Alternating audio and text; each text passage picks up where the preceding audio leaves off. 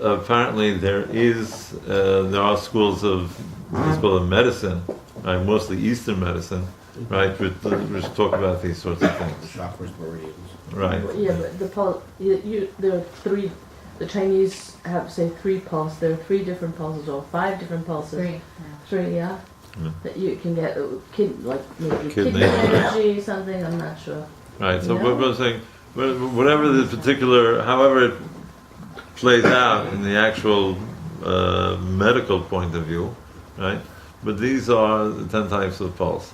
Now, so if the simcha is healthy, and then the songs are healthy, so then the pulses are healthy and they're flowing properly.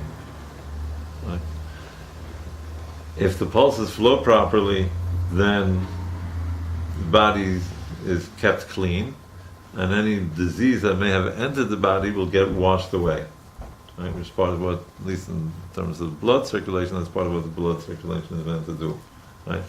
Chas v'shalom, a person that has a flaw, there's something not 100% about his simcha, so then the 10 types of song are also off key, or muted, or somehow damaged. So then the pulses that relate are also not working as properly as they should, and the body's not getting clean, and disease can happen. Right? 1 second, please. And there's, depending on the inception of the mistake or the lack in the simcha, and how it evolves into a flawed nigun, a flawed song, so that will also come out in the circulation. And so a person who is really attuned and educated in these matters can tell from what the disease is, what is the problem, which song is affected, as it were, which of the pulses, which song, and why the simcha is lacking. And once that's known, so the person can also give an eitzah, a suggestion, a recommendation of how to correct that aspect of simcha. Yes?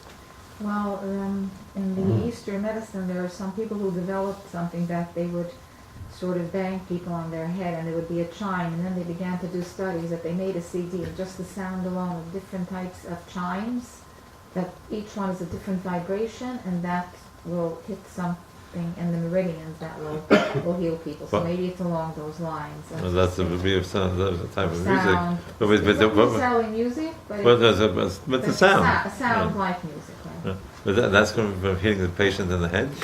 Yeah, they had a special tool that they would hit certain points, and then they developed a CD with the same sounds that it's enough to hear the sound, and the sound does something. Like a tuning fork or something. Right, tuning. Turning it from a hammer. I'd like to find out more about that. Yes. So if I understood well, you limit simcha to music. But there are some music that make you cry.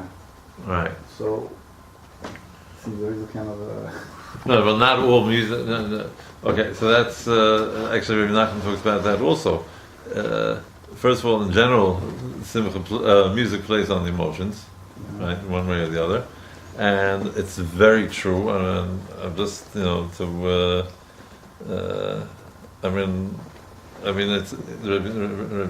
Zal talks about this in Likud Maran, and I experienced this for when I used to listen to, on those occasions when I listened to Mozart's Requiem, I would always get depressed, and so I just erased it from my computer. It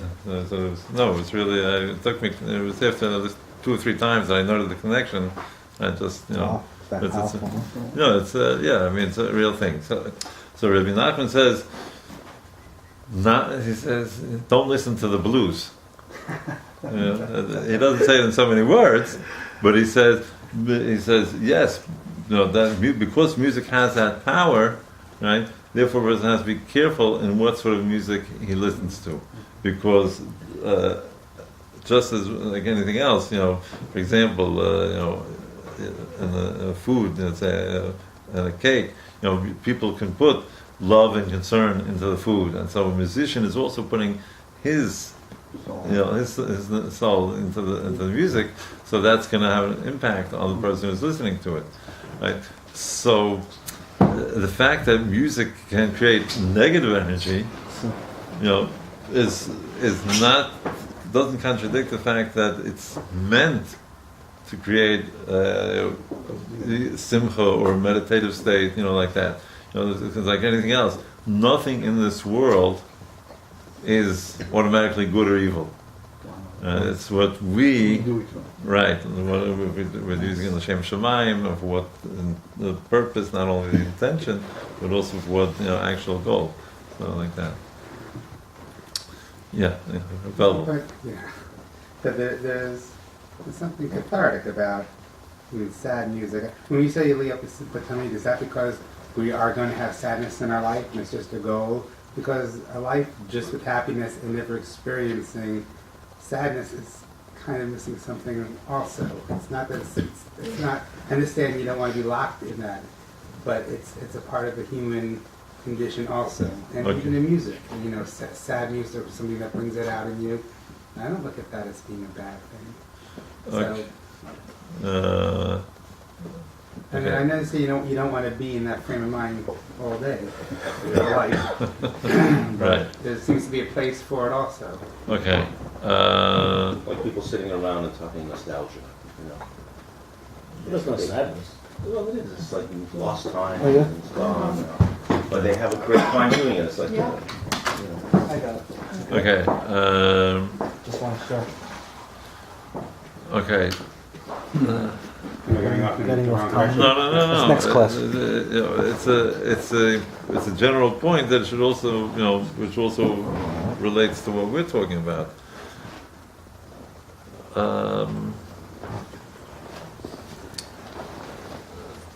Obviously, when we mentioned before, Rabbeinu Zal, Rabbi Nachman Zal was quite aware that there's a lot of pain in the world, and the mitzvah Gedol Lias B'Simcha Tamid is not meant to whitewash, and to plaster a smile, and say, oh, everything is wonderful, everything is good, it's all from Hashem, which is true, it is all from Hashem, but that doesn't necessarily mean that He just wants us to, sit there and take it.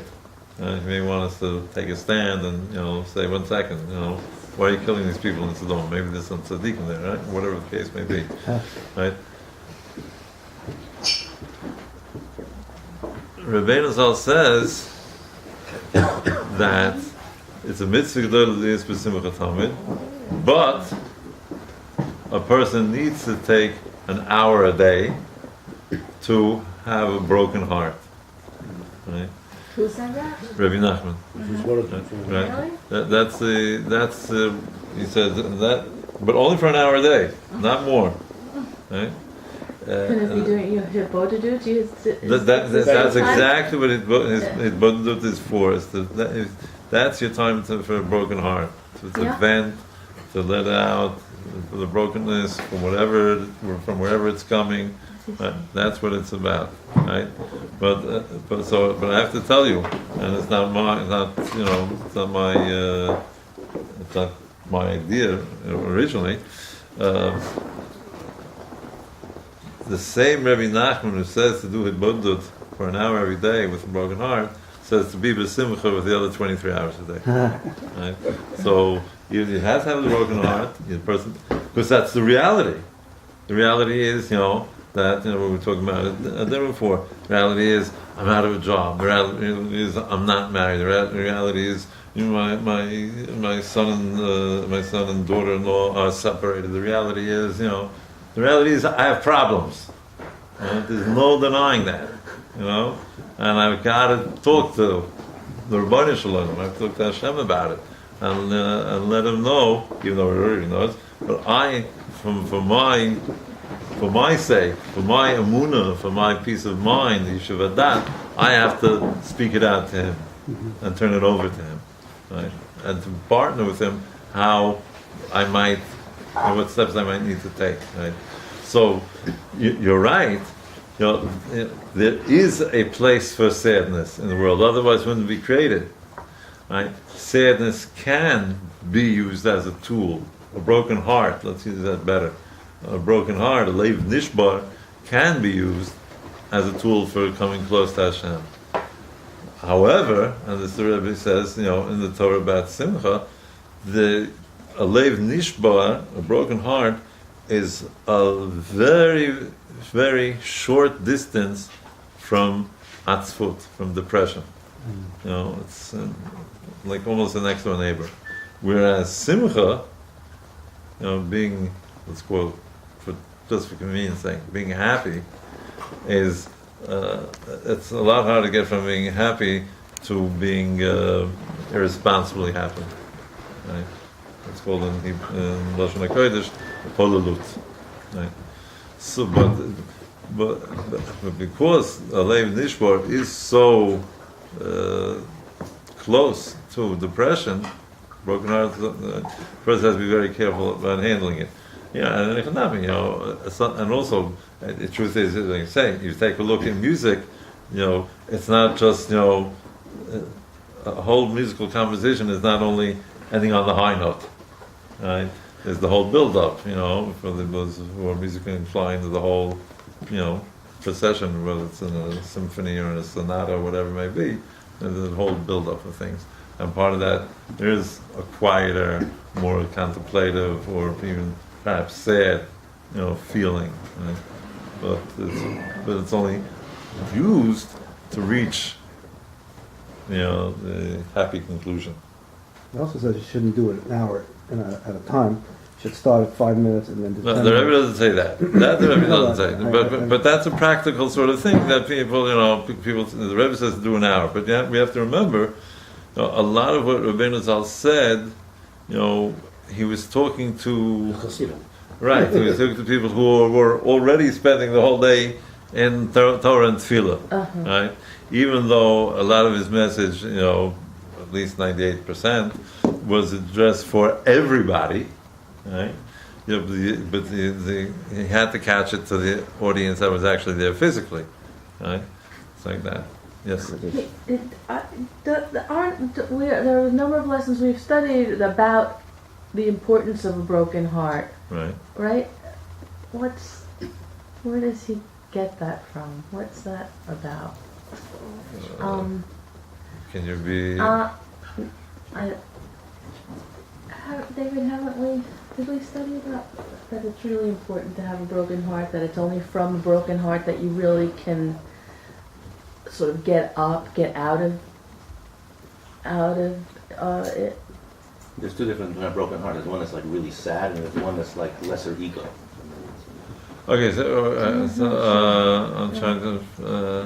Anyway. No, the question and the answer are both correct. And it's like, what's the difference between a leiv nishbar and atzvut, right? Atzvut is depression, right? Depression is ego-based and ego-centered, and a broken heart is vis-a-vis